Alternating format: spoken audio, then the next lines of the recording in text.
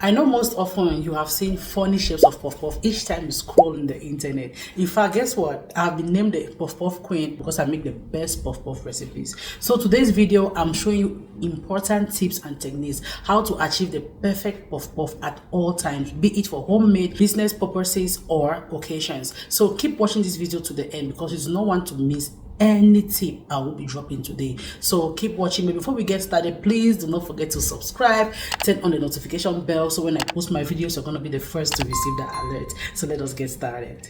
So the first important thing, which is very important, this is the culprit for any failed puff puff recipe. The first important thing is your yeast. The yeast here I'm holding is the instant yeast. This instant yeast, I love using the instant yeast because as soon as I mix it, I can just go ahead and mix everything without letting the yeast to proof first. But if you are using active dry yeast, I would advise you that you should proof it first. How do you proof it? You have to mix the active dry yeast with a little bit of warm water and a pinch of sugar so that you can activate the active dry yeast. But like I said, this is an instant yeast I always like using. Just mix everything and it's just gonna rise perfectly. But like I said, any other type of yeast you want to use, make sure you read the instructions on the packet or on the container to make sure you're using it perfectly. Okay, another thing is water. You need water to mix your puff puff with it. It is very important. Now your water is supposed to be warm so that it can easily activate the yeast. If you are using room temperature water, that works perfectly. If you are using cold water, it's going to work, but it's going to take a longer time to rise because the yeast is going to need a long time for it to activate. Okay, that's why sometimes when I'm so busy, I go ahead, mix my batter, leave it in the refrigerator overnight so that while it's there in the cold temperature, it's going to take like a long time to proof. Okay, that's the secret. So like I said, you can use water, lukewarm water, room temperature water. Okay, that is the next step. So guys, now do you know yeast is alive? Yes, yeast is alive. So you have to know if your yeast is dead or alive. How do you know if it is alive? Let us go ahead and mix with some warm water and let it proof for like 5 to 10 minutes. Okay, let's activate it. Our next one is sugar. Sugar, you can use any type of sweetener, be it honey, brown sugar, whatsoever. Sugar is just to activate the yeast too and to make it sweet. Add any amount of sugar depending on how sweet your tooth is. Okay, so I'm going to be mixing our important ingredients. This is the 3 ingredients you need to kick off the perfect puff puff recipe ever. After you follow these tips, trust me, you're going to be a pro in making puff puff at all times. The next tip is going to be how your batter is supposed to be. Okay, let us go ahead and mix this. So now I'll just go ahead and add my yeast inside the warm water because you want to activate that. Then I'll go ahead to put a little bit of sugar inside as well, so because you just want everything to, you know, activate. So at this point for the sugar, you're not putting the sugar, the amount of sugar you want for the puff puff. It's just a pinch to activate the yeast. Okay, so let's just go ahead and mix everything.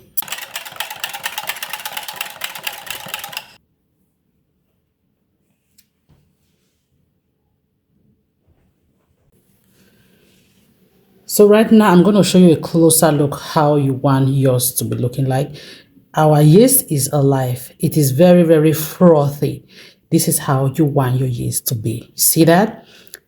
First thing, test your yeast to see if it is alive. Our yeast is alive. Let us go ahead to mix our puff puff. Now in a mixing bowl, you want to add that yeast. Oh my god, I love how it's looking. The next thing to do, this is the point where you're going to add in your sugar.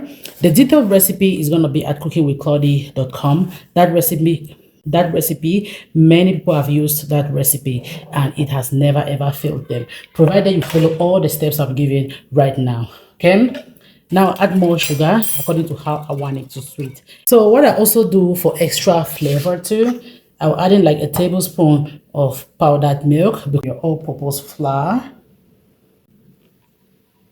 salt. You want your salt to taste.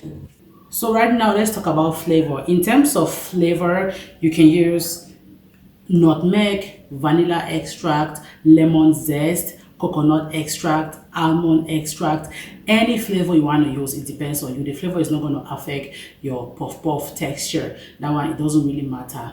Also, if you want like a fruity puff puff, like a fruity twist, you can add in some mashed bananas or some blended carrots or some mashed plantains.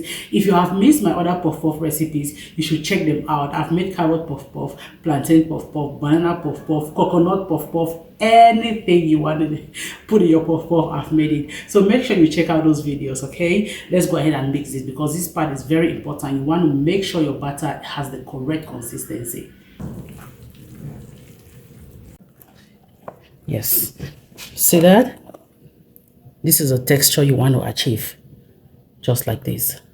Another important tip is, if you make your batter and it's really hard, do not panic. Go ahead, you can add in water like a tablespoon or two at a time until you get this same consistency. If you make yours and it's too watery, vice versa, go ahead, add in a tablespoon or two of your all-purpose flour until it reaches the correct consistency. Do not panic. A little bit of flour and a little bit of water is not going to alter the recipe. Okay, now some people were always asking what flour I use. I'm using the all-purpose flour. Go to your grocery store, look for all-purpose flour. I have never ever used bread flour, and I do not want to use it because I don't want to alter my recipe. So this is all-purpose flour. Go ahead and grab some. Mix this. The most important thing you want to do next is to cover and let it rise. The most important thing is to let it rise in a warm area or a humid area. The temperature at which your batter is going to determine how your puff is going to rise. Now, what I usually do is, since I'm in a cold area, it's almost cold now, winter here, I always turn off my oven. Let it just warm up a little bit, then you turn it off. I just cover it and I put it in the oven. You're not baking. You just want to create a humid or warm environment for the puff puff. If you're in an area where it's already warm, you don't need to use an oven. Just cover and let it rest on the kitchen top or on the kitchen shelf. All right. Now I'm just going to go ahead, cover this and let it rise. Another thing too is, from the beginning I told you, when I don't have too much time to, I just cover and let it be in the refrigerator overnight, and I fry it first thing in the morning. Just remove it from the refrigerator and fry. You don't need to let it come back to room temperature before you fry. Okay, that's what I usually do. If you missed that video of my overnight puff puff, I'm going to drop the link for you guys to check it out as well. For those busy moms or busy people out there who still want to enjoy puff puff, but they don't have time in their hands waiting for 2-3 hours all the time, mix it, let it be in the refrigerator. It's gonna be fine. Okay, overnight is perfect. Okay, now let's cover this and let it rise. Right now I'm going to cover this and let it be in my oven. I'm not baking it. I'm not baking it. I'm just letting it rise in one place.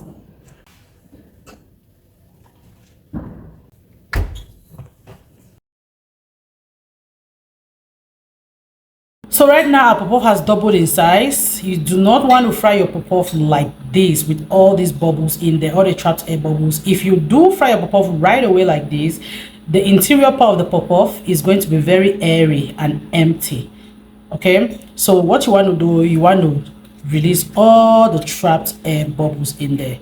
Your yeast has already activated. That was the most important thing you wanted. So now go ahead, release all those trapped air bubbles just like this. This is how you want to scoop your puff puff, like this. When you're making, you're releasing any tiny bubbles there more. This is what you do. You shape like this and you catch. You shape, then this one you catch it all the way up back like this. See that? You shape.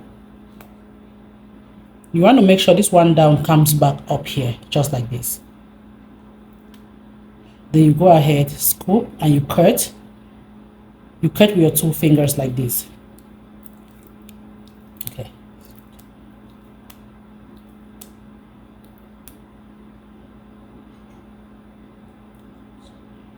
So that's the first step. The second one too, if you cannot cut with your 2 fingers, you can use a spoon. And dip your spoon inside oil like this so that you can easily cut it. When you catch it and it's smoothing out like this, use a spoon and you cut. See that? Cut. Use a like this. Then you cut it.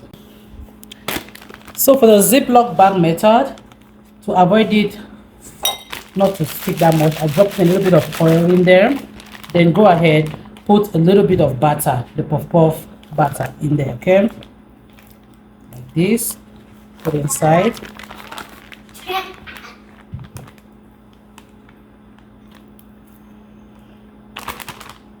Use your scissors to cut this part.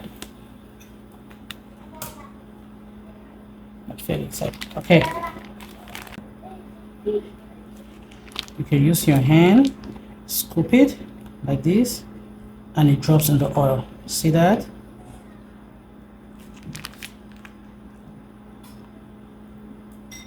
To know that your oil is okay to start frying, drop a little bit of butter in there. If it sizzles and floats, then your oil is ready for you to deep fry. If your oil is too hot, your balls are going to be brown outside and raw inside. If your oil is not hot enough, your butter or your puff puff is going to drink up a lot of oil and it's going to be really oily. You're not going to love that. Now, before we deep fry, we're just going to release some air bubbles, because any 1 or 2 minutes that your butter stands, remember the yeast will still be rising or activating. So we're just going to be scooping them according to the method I showed you before.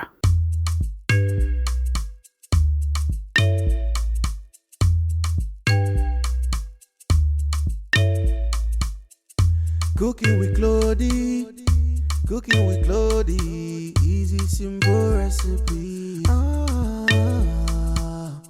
Cooking with Claudie, cooking with Claudie, easy simple recipe. African, Asian, American and worldwide recipes. Pastries and bakes.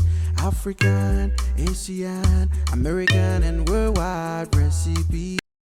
Another tip also, when you're frying, begin to stir from time to time so that they all have the same and even color, and also to cook evenly. You see that everything just browns up the same time.